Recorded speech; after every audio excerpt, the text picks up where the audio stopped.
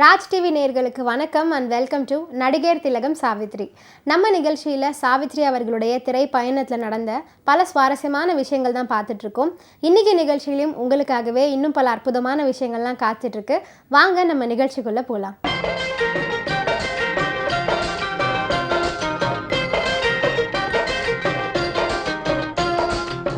1962 ஆண்டு வந்த பொங்கல் ரிலீஸ் திரைப்படம் சிவாஜி கணேசன், ஜெமினி கணேசன், சாவித்ரி, சவுகார் ஜானகி கரியரில் மிக முக்கியமான ஒரு படம் அப்படின்னே சொல்லணும். ஏவிஎம் ப்ரொடக்ஷன்ஸ் தயாரிக்க சிவாஜி, ஜெமினி, சாவித்ரி, சவுகார் ஜானகி நடித்த பார்த்தால் பசி தீரும் திரைப்படம் மிக பிரம்மாண்டமான வெற்றியை பெற்றது, பெரும் வசூலையும் குவித்தது. இந்த படத்தை மறக்க முடியாததற்கு இன்னொரு முக்கிய காரணமும் இருக்கு. களத்தூர் கண்ணம்மாவில் அறிமுகமான குட்டி பையன் கமலஹாசன் அவர்கள் இந்த படத்தில் நடிச்சிருக்காரு. தந்தையை காண முடியாமல் தவிக்கின்ற குழந்தை ஒன்று, அதனை வளர்க்கின்ற மாமன் அதற்கு ஆறுதல் சொல்லி பாடும் அற்புதமான பாடல்தான் பிள்ளைக்கு தந்தை ஒருவன், நம் எல்லோருக்கும் தந்தை இறைவன் என்ற கவியரசரின் வரிகள். இந்த பாடலை டி.எம். சௌந்தரராஜன் அவர்கள் பாடியிருப்பார். பார்த்தால் பசி தீரும் திரைப்படத்தில் எல்லா பாடல்களையும் ஹிட்டாக்கி கொடுத்துருக்காங்க கவிஞரும் மெல்லிசை மன்னர்களும்.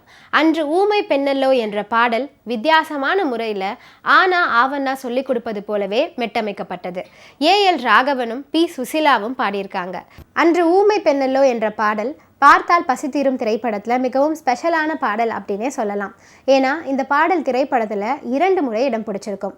ஒரு முறை ஏ.எல். ராகவன் மற்றும் இசையரசி பி. சுசிலா இருவரும் இணைந்து பாடியிருப்பாங்க. மற்றும் ஒரு முறை இசையரசி பி. சுசிலா அவர்கள் மட்டும் தனித்து தன்னுடைய தனித்துவமான குரலில் பாடியிருப்பாங்க.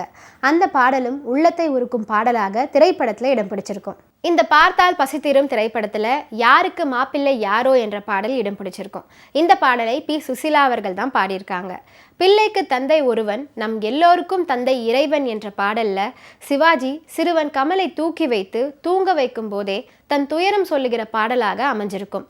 அது அமைந்து ரசிகர்களை உருக்கி எடுத்திருக்கும் அப்படின்னே சொல்லலாம். அதே போல உள்ளம் என்பது ஆமை, அதில் உண்மை என்பது ஊமை, சொல்லில் வருவது பாதி, நெஞ்சில் தூங்கி கிடப்பதே நீதி என்ற பாடல்ல கண்ணதாசனின் தத்துவ முத்துகள் கோர்த்த பாடல் அப்படின்னு சொன்னா அதை யாராலையும் மறக்க முடியாது. அந்த பாடல்களுக்கு பின்னணியில கண்ணதாசன் வாழ்வின் ஏதோ ஒரு சம்பவத்துடன் தொடர்புள்ளதாக இருக்கும். சிவாஜி கணேசன் நடிக்க கண்ணதாசன் பாட்டு எழுத, டி.எம். சௌந்தரராஜன் பாட, எம்.எஸ். விஸ்வநாதன் இசையமைக்க வேண்டும். அதை இரவு நேரங்களில் கேட்க வேண்டும். பார்த்தால் பசி தீரும் என்றொரு பாடலும் இருக்கு.